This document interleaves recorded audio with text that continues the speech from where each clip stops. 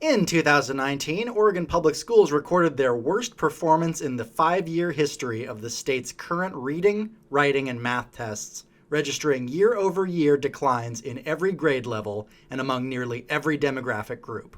The scores indicate that only 40% of students in grades 3 through 8 are proficient in math, reading, or writing for their ages. The performance decline and the continued wide disparities between white and Asian students and historically poorer performing students of color were disappointments given the frequent calls by state schools chief Colt Gill and other leaders in Oregon's education establishment to raise the bar and close the achievement gaps. The state has multi-million-dollar initiatives underway to raise achievement among Black and Native American students, but Asian American students, already by far the top scorers in Oregon, were the only racial or ethnic group that registered consistent improvement on the test this year. Portland Public Schools, Oregon's largest district, epitomized schools' poor performance teaching English and math to low-income 6th and 7th graders. The Portland district, where 4 out of every 10 middle schoolers are low income, saw painful declines in reading and writing skills among that group, with barely 30% scoring as proficient. Only 5 Oregon schools got at least 90% of their 3rd graders to perform proficiently on the Smarter Balanced Reading Test. The graduation rate for high schools in Oregon is also pretty abysmal. In 2015, Oregon ranked 48 out of 50 states with a graduation rate of 73.8%, and in 2017, Oregon was ranked 49th out of 50 states with a rate of 76.7%. In the past few years, Oregon has also had a disturbing increase in verbal, physical, and sometimes violent outbursts plaguing classrooms. Tad Shannon, the president of the Eugene Education Association, has said, quote, "We are facing a real and present danger in this district. And at the risk of stating the obvious, we're in the midst of a behavioral crisis," unquote. This is obviously sad and deeply troubling, but for once, I'm not even going to blame the teachers for this one. Oregon state law restricts when a teacher can physically restrain students. And the school policy now for a student being disruptive or violent is to clear other students in the classroom until the student throwing a tantrum calms down. A room clear, is what it's called, is where a student is so dysregulated that your students are not safe, kindergarten teacher Tori Dowdy said. My God, really? A kindergarten teacher is reinforcing for the troublemaker kid that he gets all the attention he wants for misbehaving? And education just needs to stop until the one kids decide to chill the hell out? What kind of backwards-ass policy is this? I'd honestly rather have some dim-witted education major just beat the fuck out of my kids than subject them to this kind of lunacy. Educators also described having to, quote, herd students. That's where they guide a child back to safety without touching them, even if that student runs out of the classroom or the school building.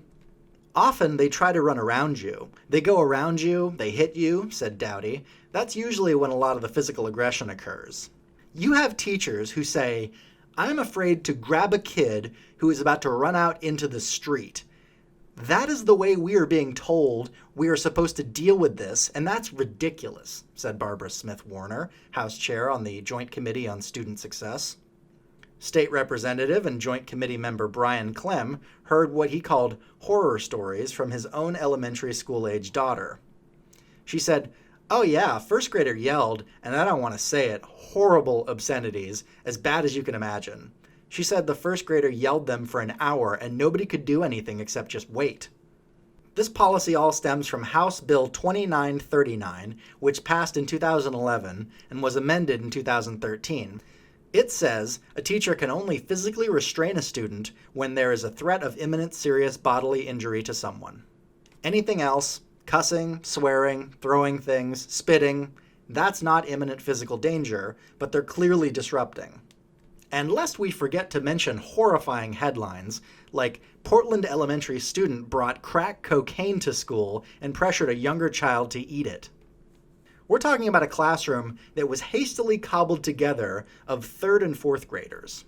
Parents have told journalists that they believe administrators directed school personnel not to call poison control or dial 911 until an hour after the 3rd grader ingested the crack cocaine rock. These parents also said that they felt a culture of retaliation pervading in the school, which is why few have spoken up about prior concerns.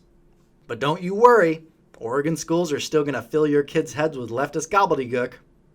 Propaganda against guns, terrifying them to the point where they think they have no future with climate change hysteria, promoting that they write letters to their elected representatives during school hours, and they're encouraged to skip school entirely to go protest in the streets unsupervised.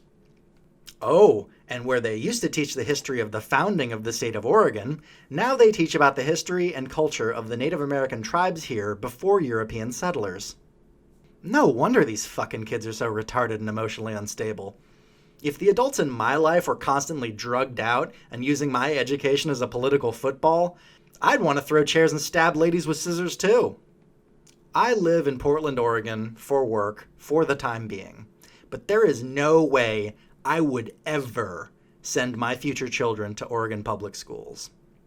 My wife, thankfully, is going to forgo working and homeschool my kids. I cannot imagine subjecting innocent children to that kind of hopeless madness. Who knows what evil lurks in the hearts of men? The Shadow knows. Hi guys, Media Shadow here.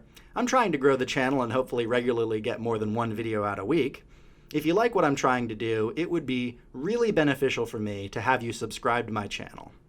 I'm not getting paid to spend the many hours it takes to research and put these videos together, and I work a full-time job during the week just doing YouTube because I truly believe that spreading awareness of leftist craziness and media bias is important. And if you're already subscribed, please like, comment, or share a video if you're so inclined. Thanks!